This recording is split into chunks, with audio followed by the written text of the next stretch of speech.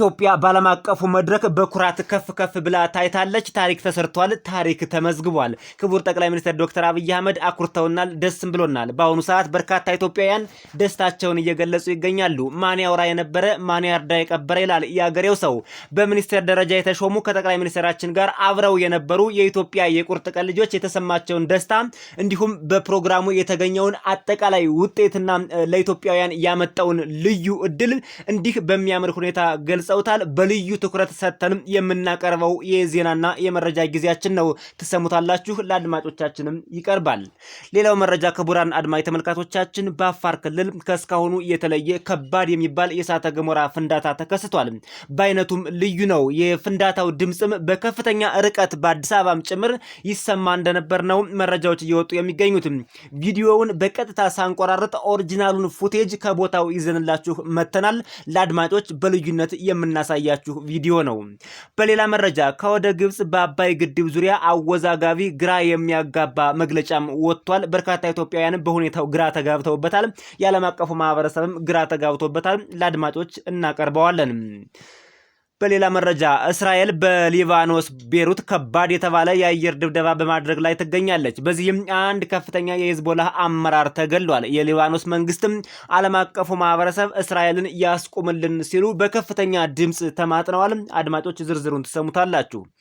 በኢራን ከባድ ተፈጥሯዊ መቅሰፍት ተከስቷል። በዚህ 2 ሳምንት ውስጥ መፍትሄ ካልተገኘለት በርካታ ኢራናውያን በህይወት እንደማይኖሩም እየተገለጸ ይገኛል።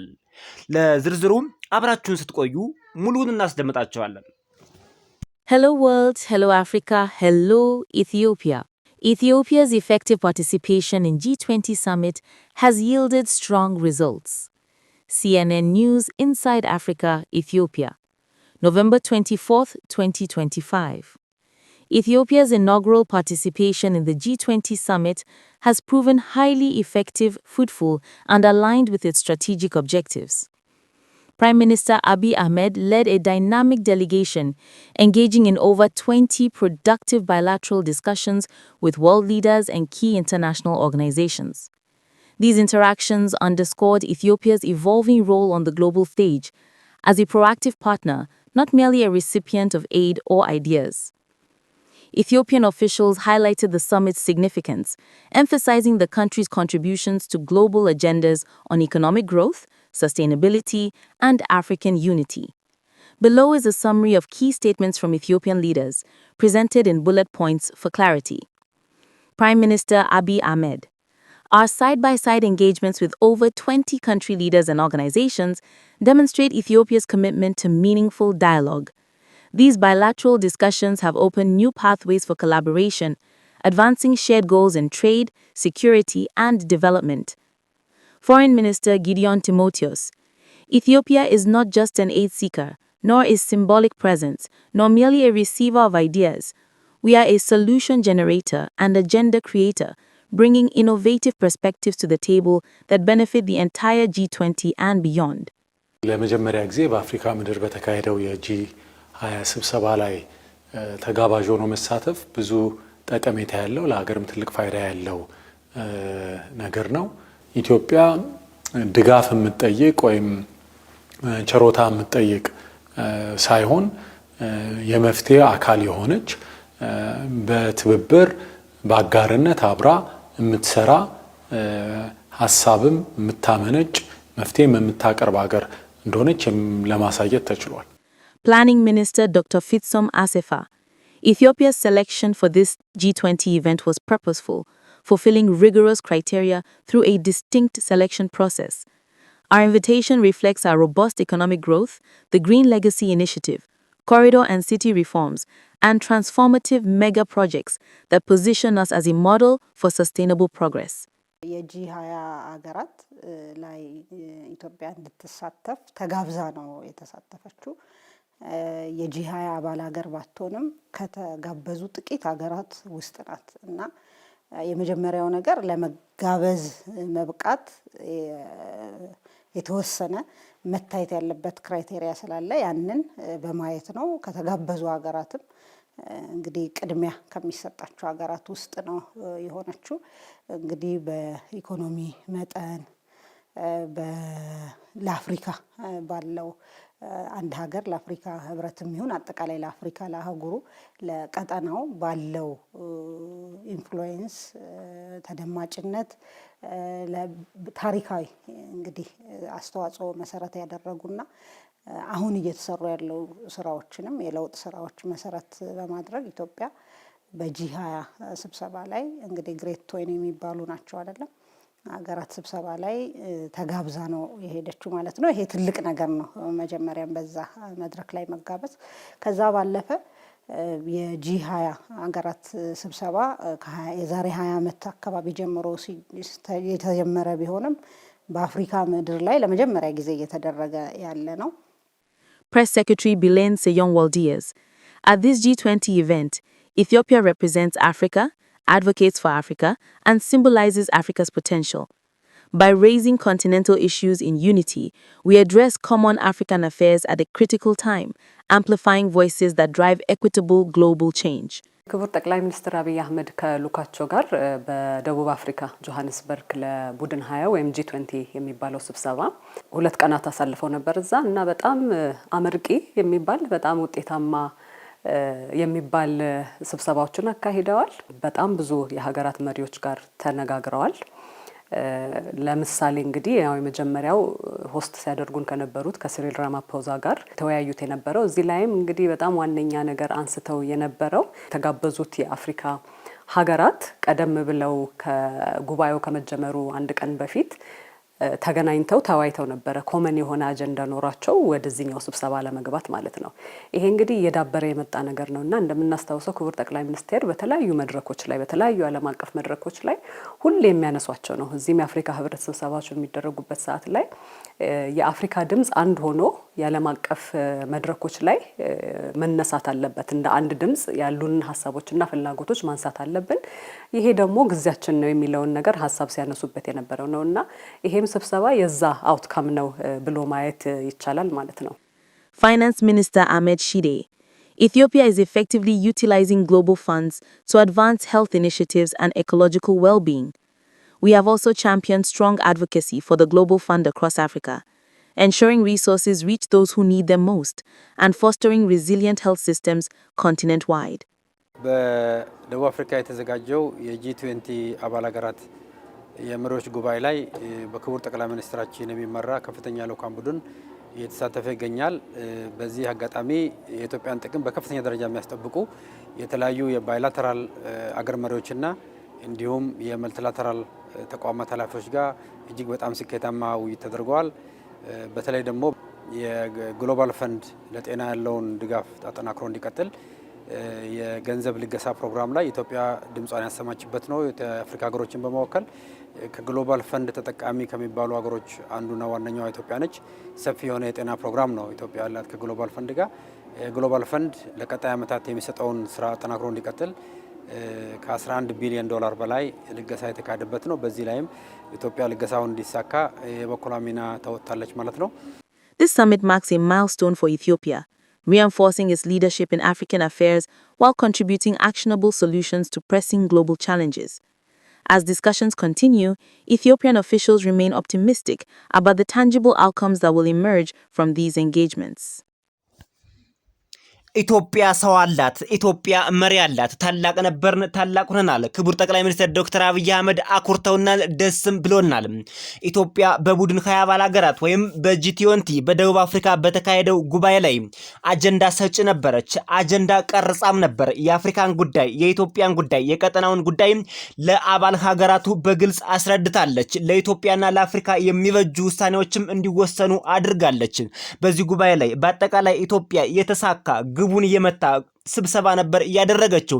ከዋናው ስብሰባ ጎን ለጎን ኢትዮጵያ ባይላተራል የሚባለውን ከእያንዳንዱ መንግስታት ከ20 በላይ የሚሆኑ መንግስታትን ቁጭ ብላ ተወያይታለች። የኢትዮጵያን ኢንተረስት አስጠብቃለች። የኢትዮጵያን ጉዳይ፣ የኢትዮጵያን አጀንዳ ለዓለም አቀፉ ማህበረሰብ አስተዋውቃለች። ለኢትዮጵያም መልካም አጋጣሚዎችን ፈጥራለች። በታሪክ ለመጀመሪያ ጊዜ በሚባል ደረጃ በአፍሪካ ምድር የተካሄደው የጂ20 ጉባኤ ላይ ኢትዮጵያም የዚህን ታሪክ በደማቅ ሁኔታ ጽፋለች። ኢትዮጵያ በዚህ ዓለም አቀፍ ጉባኤ ላይ ታሪክ የጻፈች ታሪክ የመዘገበች ሀገር ብቻ ሳትሆን ሪከርድም የሰበረች ናት።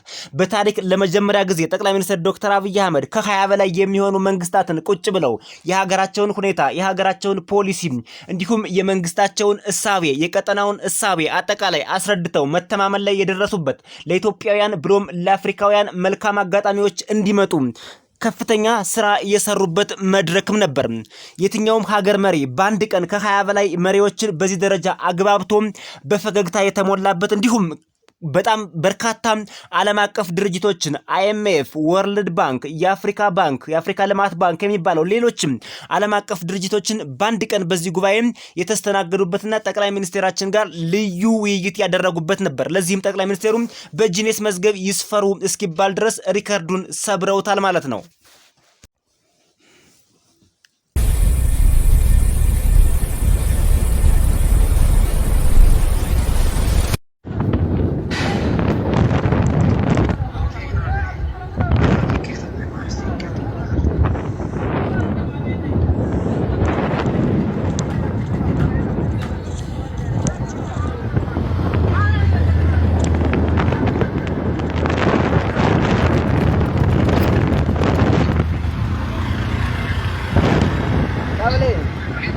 እንደዚህ ሆነ አቃል አጥሩ ቦታ ነው ያሉት ነው ታደርግ ታደርግ ጀርባ ነው ያየህ ነው አዲስ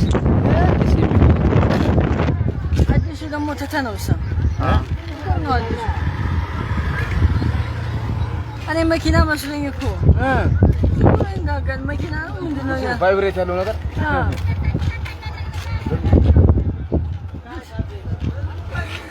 ይሄ ማለት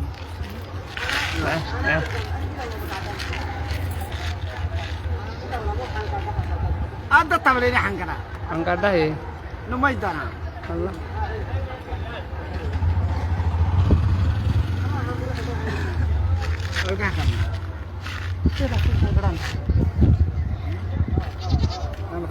አዝራይዝ ማን አኔ ማኮ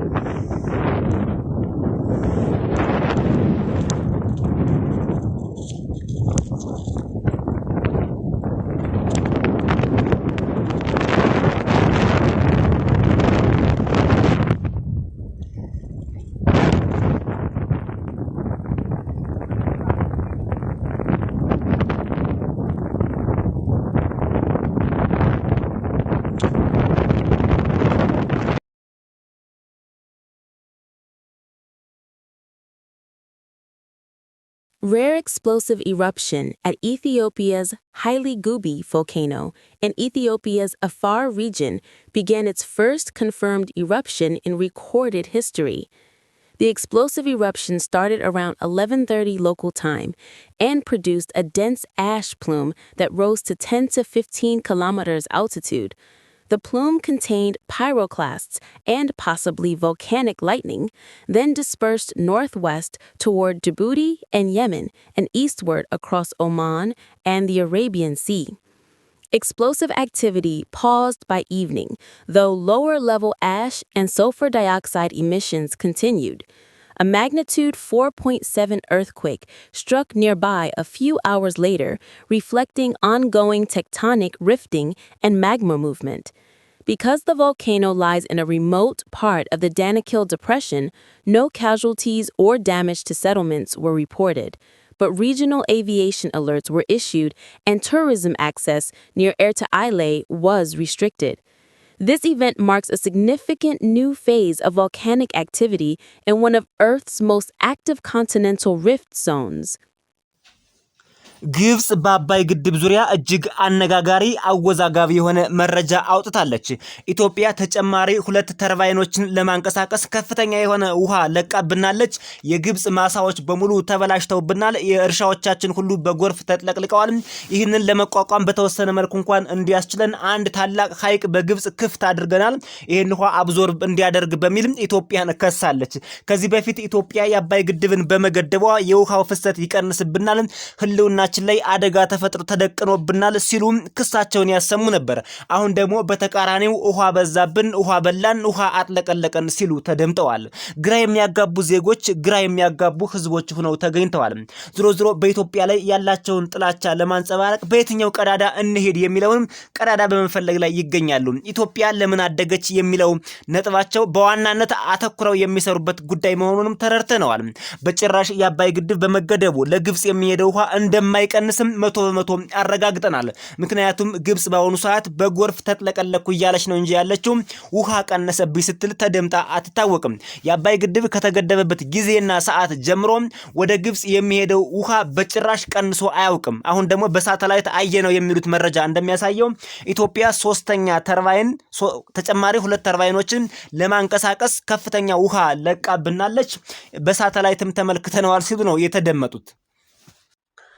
በኢራን በፋርሶች ምድር በዓለም ታይቶ ተሰምቶ የማይታወቅ የድርቅ ማዕበል ተከሰተ። የኢራን ፏፏቴዎች፣ የኢራን ሸለቆዎችና ወንዞች፣ የኢራን የኃይል ማመንጫ ግድቦች በሙሉ ደርቀዋል። ኢራን በውሃ ጥም ብቻ ሳይሆን በኃይል አቅርቦት እጥረትም እየተጠማች ትገኛለች። የኢራን የኤሌክትሪክ ማመንጫ ግድቦች ስራቸውን አቁመዋል። በኢራን ምድር ውስጥ በህይወት ዘመናቸው ብሎም በዓለም ዙሪያም ጭምር እንደዚህ አይነት ድርቅ ታይቶ ተሰምቶ አይታወቅም ነው የተባለው። ኢራን በውሃ ጥም እየተቃጠለች ትገኛለች። በኢራን ምድር በአጭር ጊዜ ዝናብ ካልጣለ ዜጎቿ ወደ ከፋ አደጋ መሸጋገር ብቻም ሳይሆን በህይወት የመቆየታቸው ህልውናም በከፍተኛ ሁኔታ ተጋርጦባቸዋል። ዓለም አቀፉ ማህበረሰብም እየረዳቸው አይደለም። አሁን ኢራን ውስጥ ጠብታ ውሃ እንደ ከፍተኛ የወርቅ ማዕድን ይቆጠራል ነው የተባለው። የኢራን ዜጎችም ወደ ፈጣሪያቸው 24 ሰዓት ሲያለቅሱ ሲያነቡም ይስተዋላሉ። ኢራን እንደዚህ አይነት መከራ ገጥሟት ማያውቅም ነው የተባለው። ኢራን ከጦርነት ማግስት በከፍተኛ ድርቅ ተመታለች። ዓለም አቀፉ ማህበረሰብም ወደ ኢራን ገብቶ አስቸኳይ እርዳታ እያደረገም አይደለም ነው የተባለው። ኢራን በዓለም አቀፉ ማህበረሰብ በተለይ እርዳታ በመስጠት በምትታወቀው በአሜሪካን ዘንድ ያላት የፖለቲካ ተቃርኖ ለዚህም ከፍተኛውን ችግር አድርሷል ተብሏል። ሌሎች ከኢራን ጋር ወዳጅ የሆኑ ሀገራት ቢሆኑ ወደ ኢራን ገብተው እርዳታ እያደረሱ አይደለም ነው የተባለው። የሀገራችን መሪ የሆኑት ክቡር ጠቅላይ ሚኒስትር ዶክተር አብይ አህመድ 24 ሰዓት አበክረው ከፍተኛ በጀትና ጊዜ መድበው አረንጓዴ አሻራ ላይ የሚሰሩት እንደዚህ አይነት የአየር ንብረት ለውጥ እንዳይመጣ በማሰብ ነው። በኢትዮጵያ ብሎም በአፍሪካ ብሎም በዓለም አቀፍ የአየር ንብረት ለውጥ በአሁኑ ጊዜ በከፍተኛ ስጋት ላይ ይገኛል። ኢትዮጵያም የዓለም አቀፉን ማህበረሰብ ከዚህ የአየር ንብረት ለውጥ ለመታደግ የምታደርገው እንቅስቃሴ በዓለም አቀፉ ማህበረሰብ ዘንድ እየተበረታታ እየተሸለመችም ትገኛለች።